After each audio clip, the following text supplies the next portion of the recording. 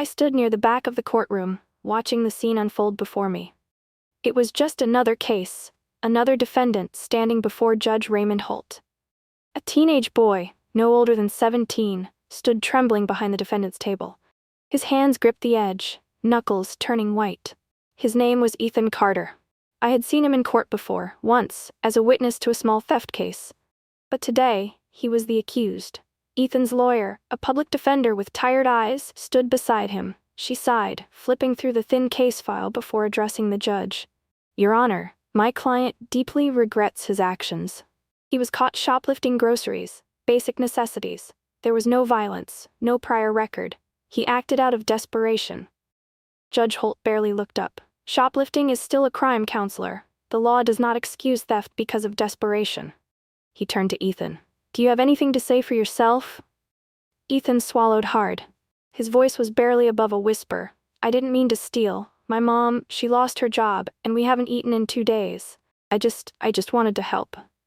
A lump formed in my throat. The boy's voice cracked with emotion, his body stiff with fear. Judge Holt remained unimpressed. "Intentions don't change facts, young man. You broke the law, and you must face the consequences." Ethan's eyes welled with tears. "Please, Your Honor, if I get a record, I'll lose my scholarship. I was accepted into a program that could change my life. I swear I won't ever do this again." The courtroom was silent, waiting. Judge Holt sighed, flipping through the papers before him. "You should have thought of that before committing a crime. I am sentencing you to 6 months in juvenile detention." A gasp rippled through the small crowd. Ethan's lawyer stepped forward, pleading. "Your Honor, this is excessive for a first offense. Enough, counselor. My decision is final." Ethan's legs nearly gave out beneath him. He looked around the room as if searching for someone, anyone, who could help him. But Judge Holt had already banged his gavel. Case closed. As the bailiff approached to take Ethan away, something in his eyes changed. The fear was still there, but beneath it, there was something else. A warning. Something was wrong. And I had a feeling we would all regret what had just happened. As the bailiff reached for Ethan's arm, the boy didn't resist. But before he was led away, he turned his gaze back to Judge Holt. His eyes, once filled with fear, now held something different. Panic, urgency, and something else, desperation, but not for himself. "Your Honor," Ethan blurted, his voice shaking, "you don't understand. You need me." Judge Holt scoffed, already closing the case file. "The only thing I need is for people to follow the law." Ethan shook his head rapidly. No, please listen. If you send me away, people will die." The entire courtroom went still. Even the bailiff hesitated. I took a step closer, my pulse quickening. Judge Holt's expression turned impatient. "That's enough, young man." Ethan struggled against the bailiff's grip. "I was going to tell you. I was going to come forward. But I was scared. Please, you have to listen to me before it's too late." The public defender looked just as confused as the rest of us. "Ethan, what are you talking about?" Judge Holt sighed. "This is not a negotiation. Take him away." "No, please, I know about the..." The courtroom doors slammed behind him. The judge exhaled, rubbing his temples. "Let's move on to the next case." But something about Ethan's last words sent a chill down my spine. "I know about the..." About what? And why did he look so afraid? I couldn't focus on the rest of the court proceedings. Ethan's desperate voice echoed in my mind. "People will die. I was going to come forward." What had he meant? And why had the judge dismissed him so easily? By the time court adjourned, most people had already forgotten about the boy. But I couldn't. As a court reporter, I'd seen plenty of cases, plenty of guilty pleas and desperate defendants. But Ethan wasn't like them. He wasn't lying. Something was wrong. I hurried to the clerk's office, searching for anything in Ethan Carter's file. A minor theft charge, a first offense, nothing out of the ordinary. But then I noticed something buried in the notes from his arrest. A witness had tipped off the police about Ethan. Someone had called in, reporting him before the store manager even noticed the missing food. Why would someone report a starving kid for stealing before he was even caught? I needed more answers. I took a risk and called the public defender's office. After some convincing, I managed to get in touch with Ethan's lawyer. She sighed heavily over the phone. "I know the sentence was harsh, but there's not much we can do now. The judge already made his decision." "That's not why I'm calling," I said. Before he was taken away, Ethan said something about people dying. He sounded terrified. Do you know what he meant? She hesitated. I don't. But what? I pressed. She exhaled. Before the hearing, Ethan told me he needed to talk to someone. He wanted to meet with the district attorney. He said he had information about something bigger than his case. But I didn't take him seriously. I thought he was just trying to bargain for a lighter sentence. A chill ran down my spine. What if he wasn't? The line was silent for a moment. Then she whispered, "Then Judge Holt just made a terrible mistake." My hands clenched around the phone. I had to find out what Ethan knew, before it was too late. I couldn't shake the feeling that we were running out of time. Ethan had been silenced before he could speak, and I needed to know why. I headed to the district attorney's office, hoping to find any record of Ethan trying to come forward. The receptionist gave me a polite but firm smile. "I'm sorry, but there's no record of an Ethan Carter requesting a meeting with the DA." That didn't make sense. His lawyer had just told me he wanted to talk. "Are you sure?" I asked. "Could it have been removed or misplaced?" She shook her head. "No. If he had contacted us, there would be a record, but there's nothing here." I swallowed hard. Someone had erased Ethan's attempt to come forward. But who? I left the office, my mind racing. If Ethan had been trying to talk about something bigger than his case, then someone didn't want him to. And the only person with the power to make a case like his disappear was the judge himself. I went back to the courthouse and waited for Judge Holt to leave his chambers. As soon as he stepped out, I approached. "Judge Holt," I called. He turned, looking surprised to see me. "Miss Green." I hesitated. "It's about Ethan Carter." His face darkened instantly. "The case is closed, Hat. There's nothing more to discuss." "But what if there is?" I pressed. "Ethan wasn't just asking for mercy, he was trying to warn you. He said people would die, and now his request to meet with the DA is missing from the records." Judge Holt's jaw tightened. "That has nothing to do with me." I stepped closer. "Doesn't it?" For the first time, I saw something flicker in his expression. Not anger, not irritation, guilt. He turned away sharply. "This conversation is over." And then he walked away.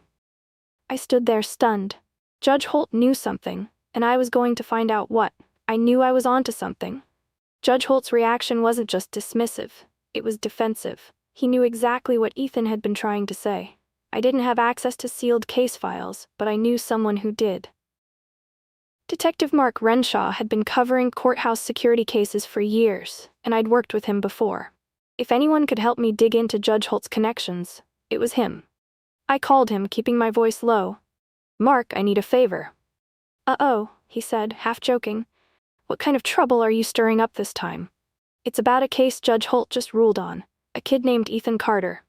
"Something's wrong, Mark. His lawyer said he wanted to talk to the DA, but the record of that request is gone." Mark was quiet for a second. Then his tone shifted. "Where are you? Meet me at my office in 10. Mark's desk was buried under case files and coffee cups. He gestured for me to sit. "I ran a quick check on Ethan Carter," he said. "The kid doesn't have a criminal record, but you're right, he's connected to something bigger." I leaned in. "What did you find?" Mark pulled out a file. Ethan's mother, Laura Carter, used to work for a private security firm, the kind that handles high-profile protection for government witnesses. My heart pounded. "Witnesses?" Mark nodded grimly. 3 months ago, her firm was assigned to protect someone set to testify in a major corruption case. A case linked to... He hesitated. "Linked to who, Mark?" He exhaled. "Judge Raymond Holt." The room spun. Judge Holt wasn't just some bystander in Ethan's case. He was involved in something deep, something dangerous. Mark continued. "That witness was scheduled to testify against a group of powerful people, officials involved in bribery, fraud, and organized crime. But before he could, he vanished." I swallowed. "You think he was silenced?" "I think Ethan knows what happened to him," Mark said. "And I think Judge Holt just sent the only key witness to juvie before he could talk." My blood ran cold. Ethan had tried to warn him. Judge Holt had ignored him. And now, people really were going to die. Ethan wasn't just some desperate kid trying to get out of a sentence. He was the only person who knew the truth about a case that could bring down powerful criminals. And Judge Holt had just locked him away either out of fear or to silence him. "We have to get him out," I said, my voice urgent.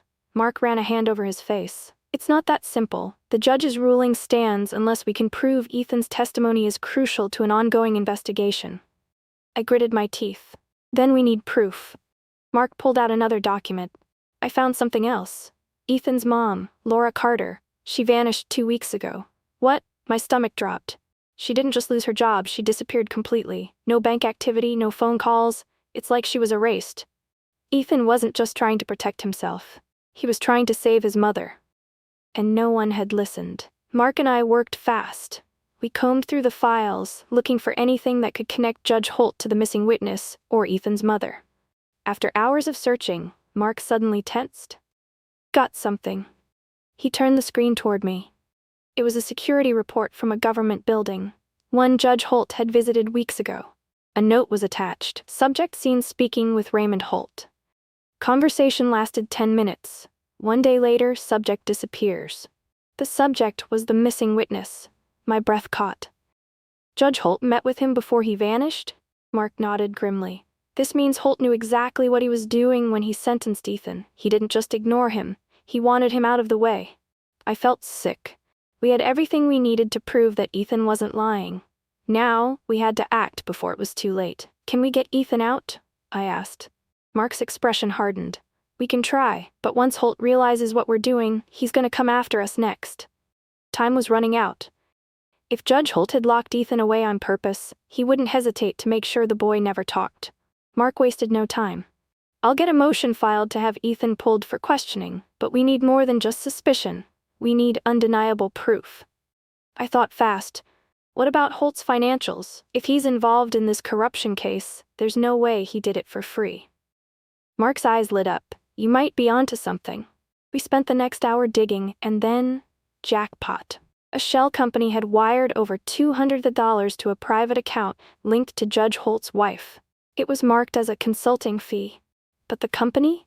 It was tied to the same officials the missing witness had been ready to testify against. I stared at the screen. This is it. This proves Holt was paid off. Mark nodded grimly, and it's enough to make the DA listen. The next morning we stormed into the DA's office with everything. Ethan's erased request, Holt's suspicious payment, and his connection to the missing witness. The DA's face turned pale as he flipped through the files. You're telling me a sitting judge helped cover up a witness disappearance? And now he's burying the only other person who might know what happened, I added. He exhaled sharply. This case just became my priority. I'll issue an emergency motion to get Ethan out today. Hours later, Mark and I stood outside the juvenile detention center as Ethan was released into protective custody. The boy looked exhausted, but his eyes filled with relief when he saw us. You listened, I smiled. I should have listened sooner. Ethan glanced around nervously. We have to go. Now. Mark nodded. Come on, kid, you're safe now. But as we turned to leave, my stomach twisted. Because standing across the street, watching us with a cold, knowing stare, was Judge Holt. He knew we had exposed him, and he wasn't going down without a fight. Ethan kept his head down as we rushed him into Mark's car. My heart pounded. Judge Holt had seen us. He knew we were onto him. Mark pulled out fast, glancing in the rearview mirror. We need to get Ethan somewhere safe. If Holt is working with dangerous people, he won't let this slide.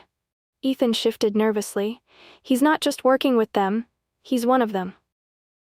Mark and I exchanged a glance. What do you mean? I asked. Ethan hesitated, then spoke quickly. My mom, she was protecting the witness. She overheard things, conversations she wasn't supposed to. She told me Judge Holt wasn't just covering for corrupt officials. He was part of it. He was feeding them names of people who might testify against them. A chill ran down my spine. Judge Holt wasn't just silencing witnesses, he was delivering them. Mark tightened his grip on the wheel. We need to get to the safe house. But before he could finish the sentence, his eyes flicked to the mirror and his expression turned to stone. They're following us? I turned. A black SUV, no plates, was gaining on us. Ethan's breath hitched. It's them. Mark swore under his breath and hit the gas. Hold on. The SUV sped up, closing the distance. I saw the tinted window roll down and the glint of a gun barrel. Get down, I shouted. A shot rang out. The bullet shattered the back window, glass raining into the car. Mark swerved hard, dodging through traffic. Ethan curled up in the seat, shaking. They're not gonna stop. I grabbed my phone with trembling fingers. I'm calling the DA. We need backup now. Mark took a sharp turn onto a side street, tires screeching. We just need to lose them. Another shot. Then bang! A truck pulled into the intersection ahead. Mark slammed the brakes, but it was too late. The world flipped. Metal crunched and everything went black. The world felt heavy and still. My head throbbed as I slowly regained consciousness. I blinked, trying to make sense of the blur around me. Mark, Ethan? I croaked. I couldn't move at first, my body too sluggish, too numb. But then I felt it, someone's hand on my shoulder. I turned to see Mark, his face pale, but he was alive. Are you okay? I whispered, my voice hoarse. Yeah, just a little banged up. He winced as he moved, but his eyes were sharp. Ethan's okay too. He's scared, but he's alive. I looked around. The car had crumpled from the crash, the front end completely mangled. But the SUV had veered off the road, smoke rising from its engine.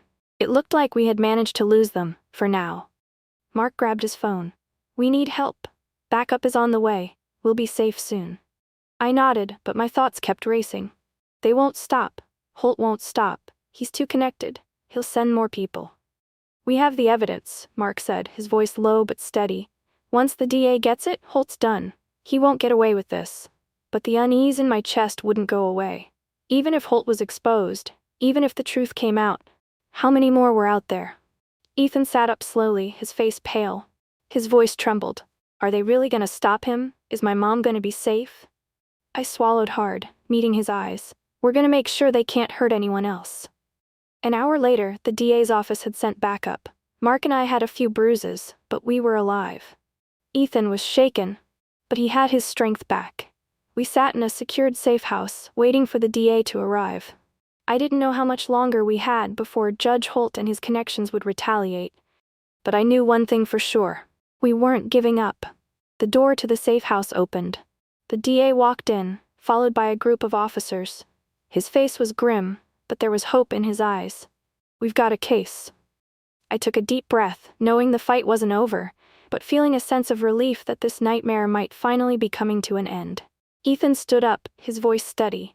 My mom's still out there. She's the key. She knows everything. The DA nodded. We'll find her, I promise. And for the first time since this whole ordeal started, I allowed myself to believe it. Months passed. The investigation unraveled more than anyone expected.